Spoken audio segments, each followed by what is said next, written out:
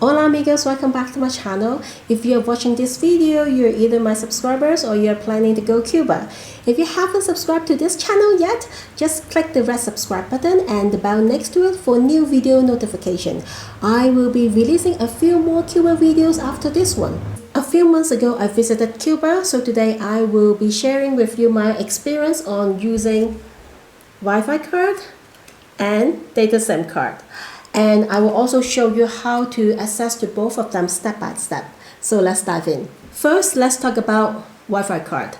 Cuba is not like many other countries of the world which you can use free Wi-Fi in cafe, hotel, or even in transportation. If you want to go online, you need to purchase a Wi-Fi card and use it in certain spots. Mostly they are parks. But where you can get the card, you might think, it's easy, I can get it from a convenience store. But Cuba is a very different country. You won't find convenience store like 7-Eleven, which give you convenience. Telephone company might have a tiny little shop at some big parks and they sell Wi-Fi card there.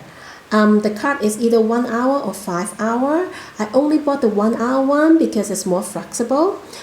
It's 1 CUC per card for 30 days. Once you start using it, 1 CUC is around $1. I suggest that you go there early to avoid long queue. They did ask for my passport there. When I was doing my research, I heard that locals will come to you and sell the card for 2 CUC. It's more expensive, but you don't waste your time for queuing up. But I haven't seen any of them.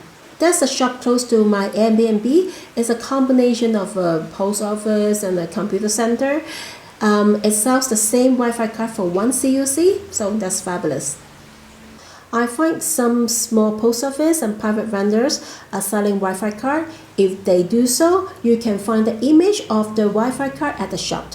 But for private vendors, they may charge you double. Now let's take a look of how to use the card.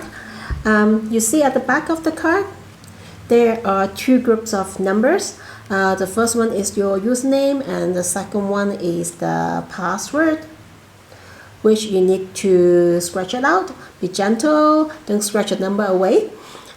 This is the park at my neighborhood. Let me get a seat first and show you guys how to use the card. Now I'm on my phone, I'm using Samsung. I click setting first and then connection. I click Wi-Fi to turn it on and then select my provider at Texa. Now I'm at the page. I just type in the username and the password at the back of the card.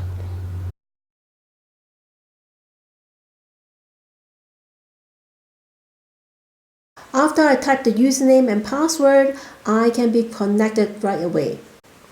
Let's test if the Wi-Fi is fast enough. I'm going to upload an Instagram picture. Oh yes, I do have an Instagram, also named as The Running Fish.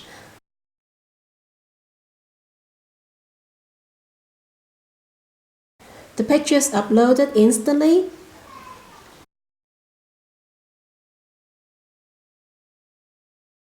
If you are done, just click the Wi-Fi button to turn it off. If you can't find the Wi-Fi button, just go back to setting, click connection and click Wi-Fi again to turn it off. You can save the card for next time, but it won't show you how much you have used and how much you have left. Next, I'm going to talk about data SIM card. It was only started back in December 2018 in Cuba, so it's something new. I cannot speak for the whole world, but in Asia you can get unlimited data SIM card easily.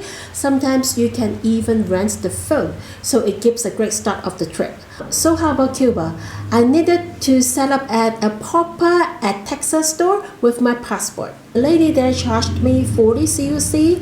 30 CUC was to set up the card itself. 10 CUC remained as my credit. So she told me I had to wait for 5 to 6 hours before using my 10 CUC credit to purchase the data package. But at the end, I waited for around 10 hours. So how do you know if you're ready to purchase a package? You will receive a SMS for that. Once I got the SMS, I typed *133#. In this page, I'm able to see what is available for me to purchase. I first choose number 1 for data, then number 3 for package. If it's not ready yet, you can't see number 3.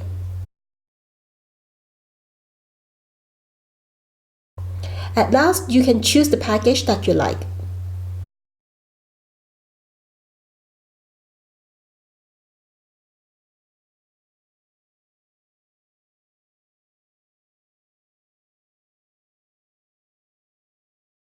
For pricing, you can do a screenshot here.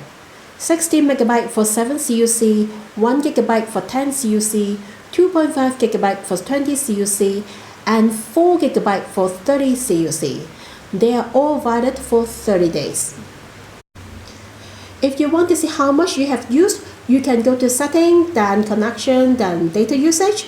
You might need to amend the date of your billing cycle so your phone can calculate the data for you correctly.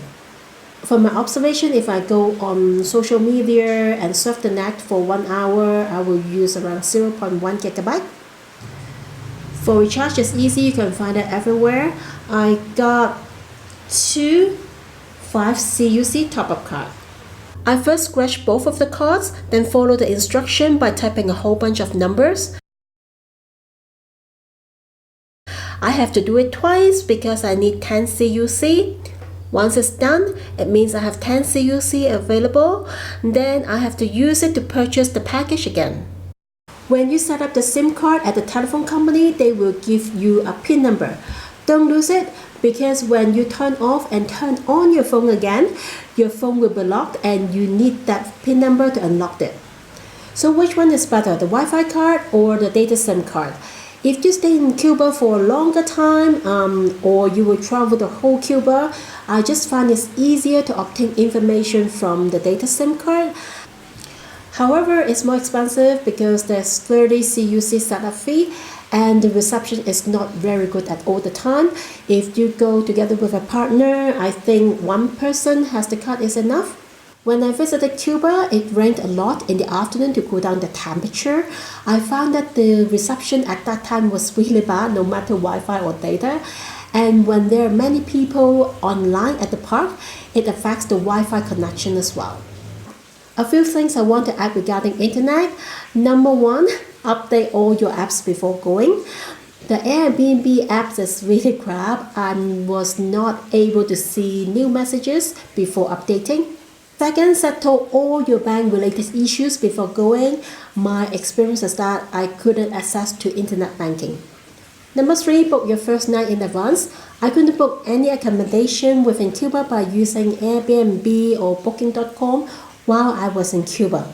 But I could use Airbnb to book my accommodation for Mexico while I was in Cuba. 4. Download offline map in advance so you don't have to waste your data while looking for your destination. I will be talking about offline map in my next episode, and I will be sharing my expenses as well.